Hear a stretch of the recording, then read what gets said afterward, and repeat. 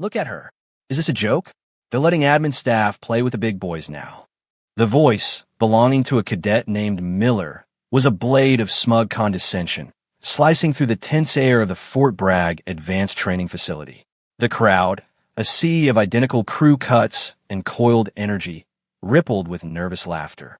They were the best of their class, future officers destined for command, and in this sun-drenched crucible of concrete and steel, they felt invincible. The woman who was the target of their ridicule offered no reaction. She didn't flinch, her gaze didn't shift, her posture didn't stiffen. Specialist Anya Sharma, as the simple name tape on her uniform read, continued her task with a devotion that bordered on the monastic. Her hands, slender but sure, moved with an economy of motion that was its own language, a silent poetry of practiced competence. She was disassembling, cleaning, and reassembling the bolt carrier group of an M110 sniper rifle, a weapon system far beyond the standard issue for a supposed paper pusher. Her appearance was a study in deliberate anonymity. Her fatigues were clean but worn, fitting loosely on a frame that seemed more suited to a marathon runner than a soldier. Her dark hair was pulled back in a severe, functional bun, and her face, devoid of makeup, was calm and unreadable. She was a ghost in their midst, a blank space onto which they projected their own assumptions and insecurities. The cadets saw a small woman in a world of large men. They saw a low rank in a hierarchy they were desperate to climb. They saw quietness and assumed it was weakness. They made an error of judgment so profound it would soon be etched into the very folklore of the base. But across the sprawling training ground, perched on the edge of the bleachers in the oppressive North Carolina heat, one man saw something different. He wasn't a cadet. His weathered face and the faded Master Sergeant stripes on his collar set him apart. Master Sergeant Thorne, the lead instructor for this phase of training, watched her not with contempt, but with a dawning, almost unnerving sense of recognition. He didn't see a clerk. He saw the stance, the way she braced the rifle stock against her shoulder, even while sitting, a subtle but permanent alignment of bone and muscle. He saw the wear pattern on the leather of her rifle sling, softened and darkened not by regulation polish, but by sweat and time and the friction of 1,000 patrols. He saw the faint, silvery tracings of old scars across her knuckles, visible only when the light caught them just right, scars that didn't come from paper jam. Thorne felt a cold, knot of certainty form in his gut. It was a feeling he hadn't had in years, the kind of professional intuition that had kept him alive in places that didn't appear on maps. The cadets were laughing at a shadow, mocking a phantom, utterly oblivious to the reality standing before them. They were lions roaring at a reflection in the water, unaware of the leviathan stirring in the depths below. The general, who Thorne knew was watching from the command tower, would see it too. He would understand. If you believe true strength is measured in silence, not volume, type competence below. The nervous chuckles emboldened Cadet Miller. He was the alpha of this pack, his jaw sharp, his muscles sculpted by vanity as much as by training. He thrived on attention, using his position as class leader to enforce a pecking order that always placed him at the apex. Seeing Sharma's continued silence, not as disciplined composure, but as timid submission, he decided to escalate. He swaggered over, the other cadets parting for him like water for a ship's prow. He stopped directly in front of her, casting a long shadow that engulfed her small workspace. The smell of his cheap cologne and self-satisfaction was suffocating. "Hey, I'm talking to you," he said, his voice dripping with condescension. He gestured at the sophisticated weapon in her hands. "That's a lot of gun for a little thing like you. I bet you can't even handle the recoil on that thing, sweetheart. Maybe you should stick to filing papers before you hurt yourself." This time, the laughter wasn't nervous. It was open, derisive, a chorus of masculine pride, reinforcing its own fragile boundaries. A few cadets even clapped Miller on the back. They were a closed loop of arrogance, a system that rewarded loud dominance and punished perceived difference. And Sharma was the ultimate outsider. She still didn't look at him. Her focus remained entirely on her work. With a final, delicate wipe of an oiled cloth, she finished her inspection of the bolt. She slid it back into the carrier with a whisper of perfectly machined steel. She then inserted the entire assembly back into the upper receiver. The motion was fluid, like a surgeon closing an incision. It was a movement born of countless repetitions in conditions far less forgiving than this sunny afternoon. The finality of her action was punctuated by a sound, the crisp, authoritative click of the charging handle being pulled back and released. The sound, though not loud, was sharp enough to cut through the lingering laughter, momentarily silencing the group.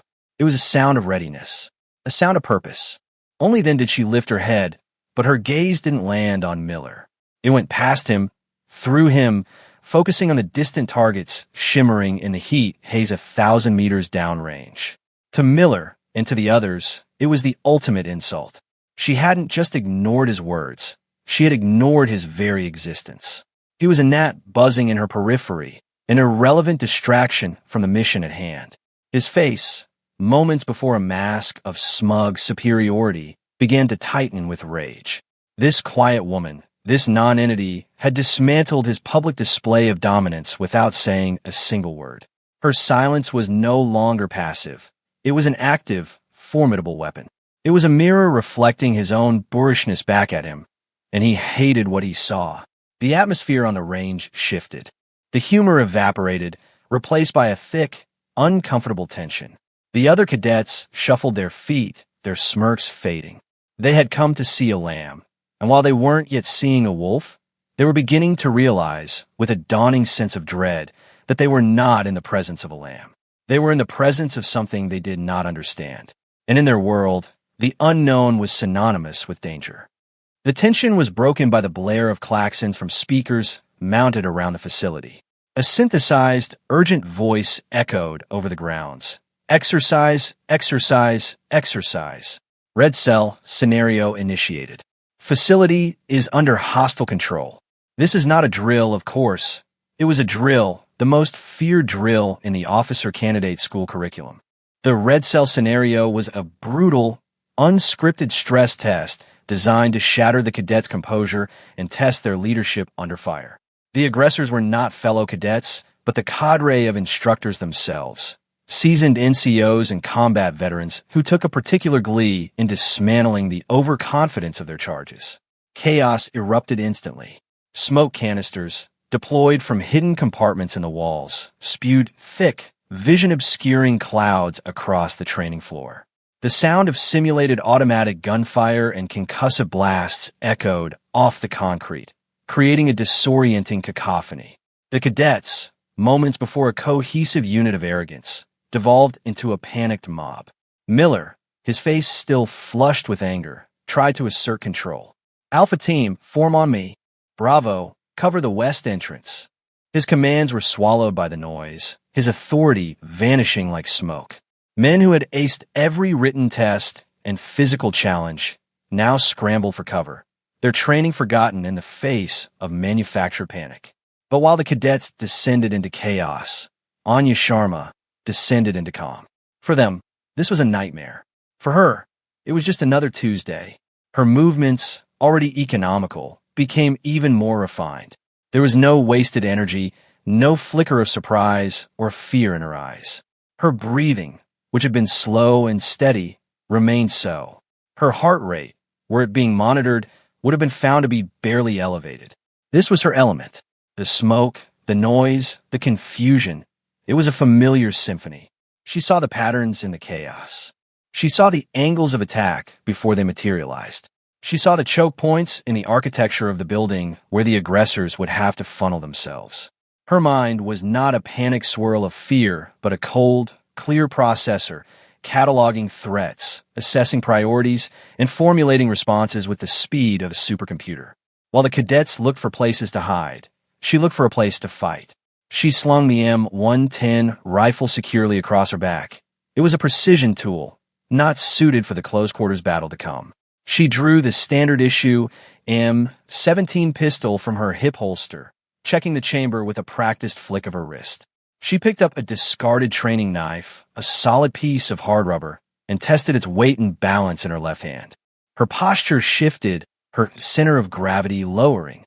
She became a coiled spring, a study in potential energy.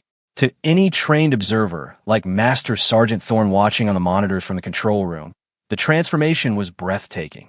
She was no longer a quiet specialist. She was a predator. The cadets were reacting to the stimulus. She was anticipating the source. The difference was the gulf between survival and dominance, between being the hunted and being the hunter. The exercise had been designed to break them, but for Anya Sharma, it was a homecoming. The red cell instructors burst through the smoke like wraiths from a bad dream. They were large, grizzled men, veterans of a dozen forgotten conflicts, and they moved with the brutal efficiency of professionals. They swept through the disoriented cadets with contemptuous ease. A hand would clamp over a mouth, a rubber knife would tap against a rib cage, and a cadet would be killed, instructed to lie on the ground, his part in the exercise over. Cadet Miller, trying to rally two others, was the first primary target. The lead instructor, a bear of a man known only as Master Guns, slammed into him like a freight train. Miller's rifle was stripped from his hands, and he was spun around and driven to his knees in a single, fluid motion. The rubber knife tapped his neck. "You're dead, son," Master Guns grunted, his voice a low growl of satisfaction. He shoved Miller to the floor and moved on, his eyes scanning for the next easy target. One by one, the pride of the academy was neutralized, their textbook knowledge proving useless against the raw, kinetic violence of experience. And then Master Guns saw her. Sharma was standing near a concrete support pillar, partially obscured by the thinning smoke. She was still a solitary figure in the midst of the carnage. He saw her small frame, the specialist rank, and a smirk touched his lips. This would be the easiest takedown of the day. A perfect, humiliating end to the exercise. He charged, a mountain of muscle and momentum, his training knife held in a low, aggressive grip.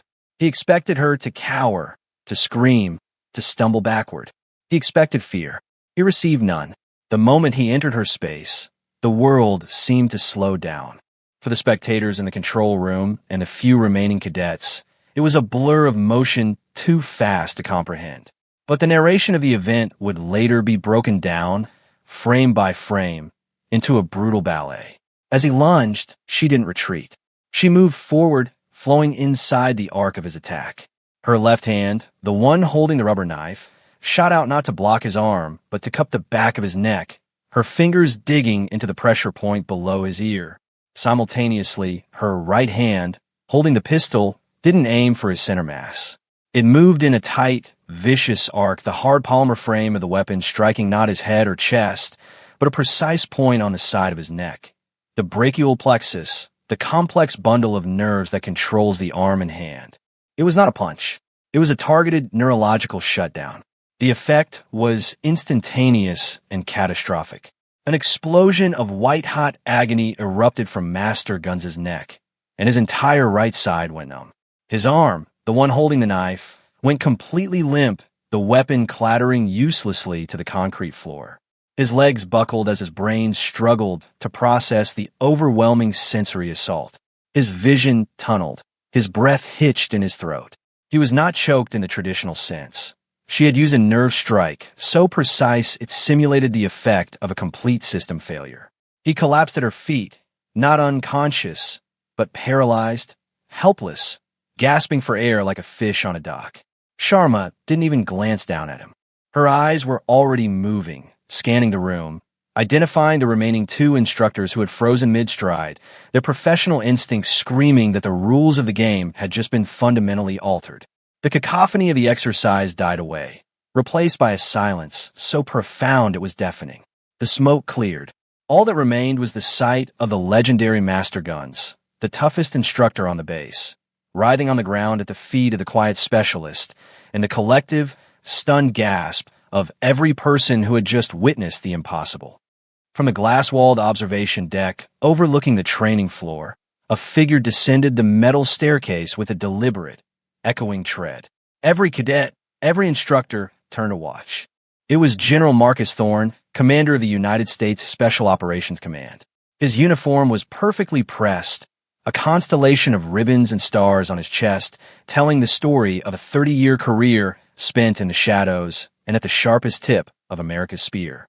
The Master Sergeant stripes he'd worn earlier had been a deliberate deception, a way to observe the cadets in their natural habitat without the suffocating deference his rank demanded. Now, The 4 stars on his collar glittered under the harsh fluorescent lights, each one a point of unbearable pressure on the egos of the humble cadets. His face was a mask of granite, carved by command decisions that had weighed the lives of men and the fates of nations. But as his eyes swept over the scene, they weren't filled with anger. They held a deep, weary, and knowing respect. He walked past the cadets lying on the floor, their faces a mixture of shame and awe. He walked past the 2 frozen red cell instructors, who had instinctively snapped to attention. He didn't even glance at Master Guns, who was now being helped to his feet by a medic, his face pale with shock and a dawning, grudging admiration. The general's path was direct and unwavering. He walked straight to Anya Sharma. She had holstered her pistol and now stood at a perfect parade rest, her M110 slung across her back. The storm of action had passed, and she was once again an island of calm. The general stopped a precise 2 feet in front of her. The entire facility held its breath. The silence was absolute. For the past 10 minutes, General Thorne began, his voice not loud, but carrying an intrinsic authority that filled the vast space. You cadets have been failing a test, but not the one you thought you were taking. He let the words hang in the air, each one a hammer blow. His gaze shifted from Sharma and swept across the faces of the cadets, particularly lingering on Miller, who was now standing, his head bowed in utter humiliation. He had wanted to be a leader, and instead, he had become a cautionary tale. The general had orchestrated this entire event. He had known Sharma was coming to the base for a classified systems integration program, and he had seen the rot of arrogance festering in this new batch of officer candidates. He had decided to use one problem to solve another. He knew that a lecture on humility from a general would be forgotten in a week, but a lesson delivered through undeniable, shocking competence would be remembered for a lifetime. He had set the stage, and Anya Sharma, without even knowing it, had delivered a command performance. He was not just an observer. He was the validator, the final authority who would now translate her silent actions into a language these cadets could finally, painfully, understand. General Thorne's gaze locked onto Miller. The cadet visibly flinched, unable to meet the 4-star's eyes. You, cadet. The general's voice was cold and precise, like a surgeon's scalpel. You made an assumption. A lazy, arrogant, and dangerous assumption. You saw a specialist's rank, a small frame, and a quiet demeanor. You saw a woman in a place you believe belongs to men. And from that mountain of ignorance, you assumed weakness. You assumed incompetence. You assumed she was less than you. He paused, letting the indictment settle over the room. That assumption is the single greatest threat on any battlefield. It has gotten more soldiers killed than any bullet.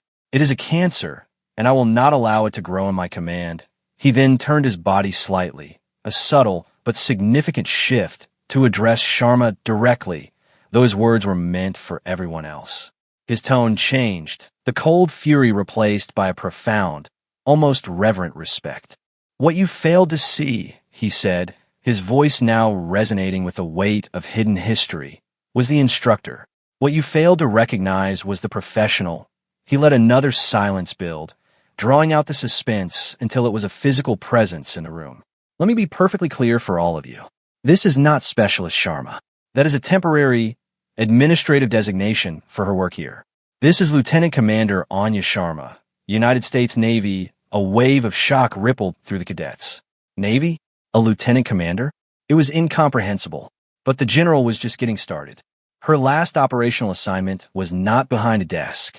It was as a lead operator and senior combat medic with the Naval Special Warfare Development Group. The name, DevGru, hung in the air, unspoken but understood by all.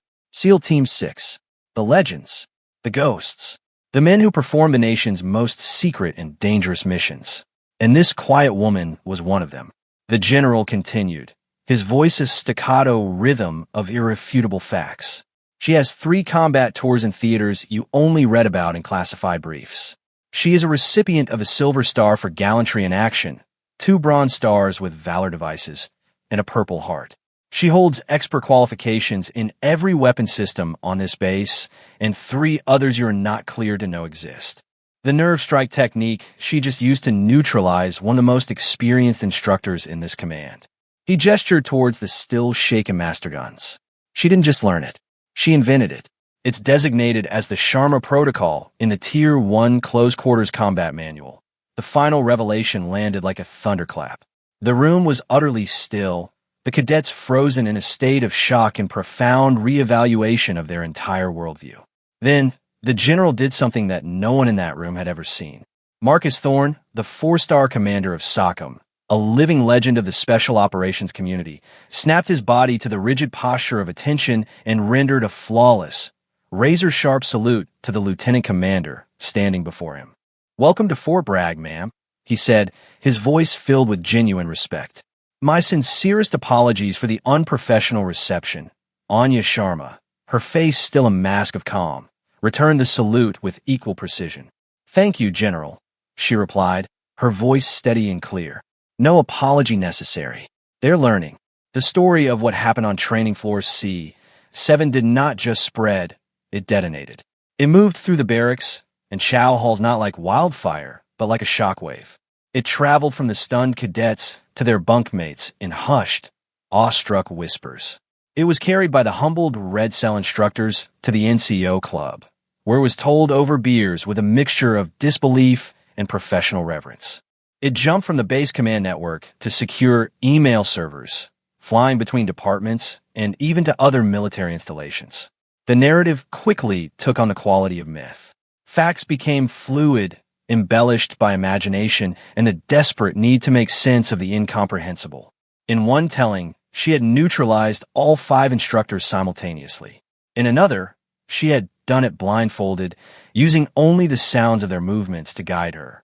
The story of the quiet lieutenant commander became an instant legend, a piece of modern military folklore.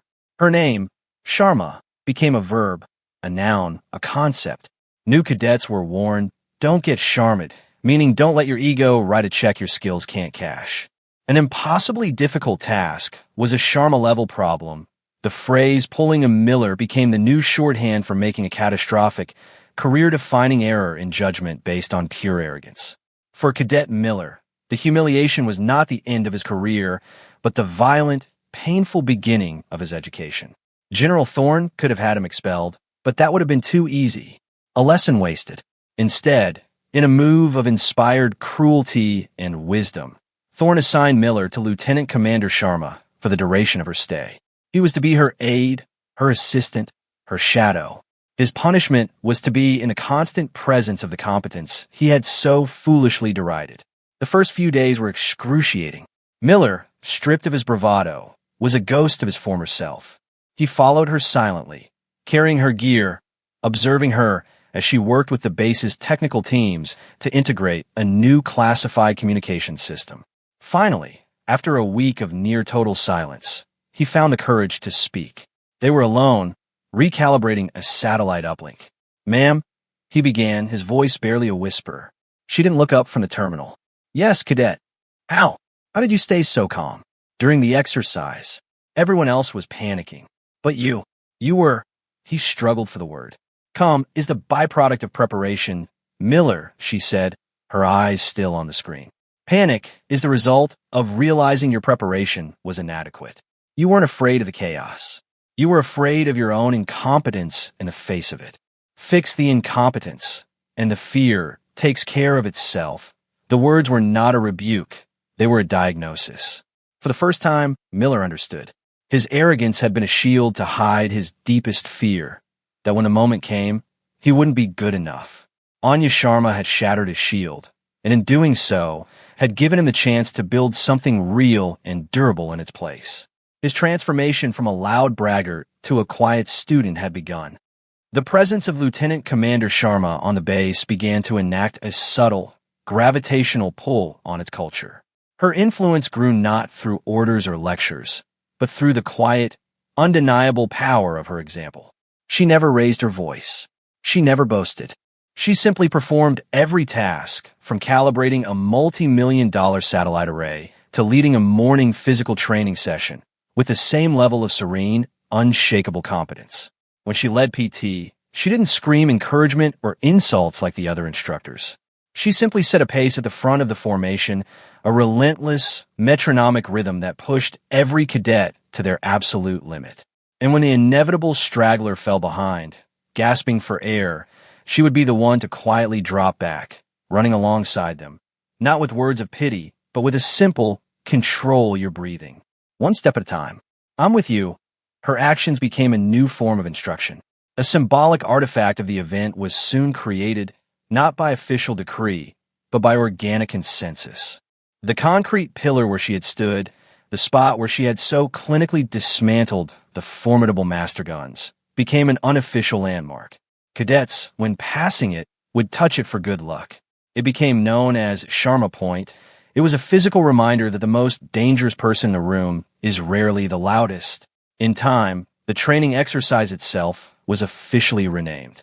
The red cell scenario was now the Sharma Protocol. The objective was no longer simply to test responses to chaos, but to actively teach cadets to look beyond the superficial, to assess individuals based on their actions, their posture, their focus, not their rank, size, or gender. Master Sergeant Thorne and the other instructors began to consciously incorporate her philosophy into their own teaching. They started rewarding silent, efficient execution over loud, theatrical effort. They began to ask questions that probed for understanding, not just rote memorization. Show me became more important than tell me. The very definition of leadership on the base began a slow, tectonic shift, moving away from the model of the charismatic, domineering commander and towards the ideal of the quiet, competent professional who lead from the front through sheer force of ability. We see a scene a few weeks later. A young female cadet is on the firing range, struggling. She keeps flinching, anticipating the recoil of her rifle, her shots straying wide of the mark. An instructor is yelling at her, making it worse. Sharma, passing by, observes for a moment. She walks over, speaks quietly to the instructor, who immediately steps back. Sharma doesn't touch the cadet's rifle. She doesn't critique her stance. She simply stands beside her and says, "Breathe with me. In for 4 seconds. Hold for 4. Out for 4. The shot breaks on the pause after you exhale. The rifle is a part of you. Don't fight it. Let it work." She guides the cadet through the breathing cycle. The cadet takes a breath, exhales, pauses, and squeezes the trigger. A perfect bullseye. Sharma gives a small nod. "See? You had it in you all along. You just needed to be calm enough to find it." A year has passed. The sun beats down on the same training facility, casting long morning shadows. A new class of officer candidates, sharp and proud and brimming with the same untested confidence as their predecessors, are preparing for their first major exercise. A lanky, arrogant cadet, a carbon copy of Miller from a year ago, gestures toward a logistics officer overseeing the distribution of ammunition. The officer is older, slightly overweight, and his uniform is rumpled. "Look at that guy." The cadet sneers to his friends. "Probably couldn't run 100 yards. This is who's in charge of our ammo." The army's getting soft before his friends can laugh. A figure steps out of the shadows. He is a newly minted second lieutenant, his gold bar gleaming on his collar. He is lean, his face is serious, and his eyes hold a maturity far beyond his rank. It is Miller. He places a quiet hand on the cadet's shoulder. "Come with me for a second," he says, his voice low but firm. He leads the bewildered cadet away from the group, over to the concrete support pillar near the center of the training floor. "You see this pillar?" Miller asks. The cadet nods, confused. "A year ago on this spot, I made the same mistake you just did. I made an assumption." He doesn't raise his voice. He doesn't shame the cadet publicly. He simply tells him the story. He tells him about a quiet specialist named Sharma. He describes her silence, her focus, and the moment she faced down master guns. He recounts the arrival of General Thorne and a litany of her accomplishments: SEAL, Silver Star, the legend. "Let me tell you about assumptions," Miller says, his voice filled with the weight of hard-earned wisdom. "They're a luxury we can't afford. That logistics officer you just mocked? He served 20 years in the Quartermaster Corps. He spent 6 of those years in Afghanistan, making sure guys like me had bullets when we needed them most. He's forgotten more about logistics under fire than you'll ever learn. Respect is the only currency that matters out here, and it's earned by competence, not by the rank on your collar or the muscles on your arms." The story of Lieutenant Commander Sharma is now institutional folklore. It's no longer just a rumor whispered in the barracks. It is the first lesson every new arrival to Fort Bragg receives. General Thorne himself tells it to each incoming class of cadets in the main auditorium. He uses it as the foundational lesson in humility, a stark and powerful parable about the true nature of a warrior. Legacy, the general would tell them, is not a statue in a courtyard or a name on a building. It is not a memory of a single, stunning event. True legacy is a standard. It is a lesson passed from one generation to the next. It is the quiet correction of a flawed assumption, the silent helping hand offered to a struggling peer. Anya Sharma did not just neutralize an opponent in a training exercise. She dismantled a culture of arrogance and replaced it with a foundation of respect. She proved that the loudest voice in the room is often the most insecure, and that true strength, the kind that endures, is forged in silence, tempered by discipline and demonstrated, not declared. Her actions became a permanent part of the base's DNA, a self-correcting code that would inoculate future generations against the poison of prejudice. The ripples of that day spread far beyond the confines of Fort Bragg, far beyond the single, humbled class of cadets. The story of Anya Sharma became a teaching tool in academies and training centers across all branches of the armed forces.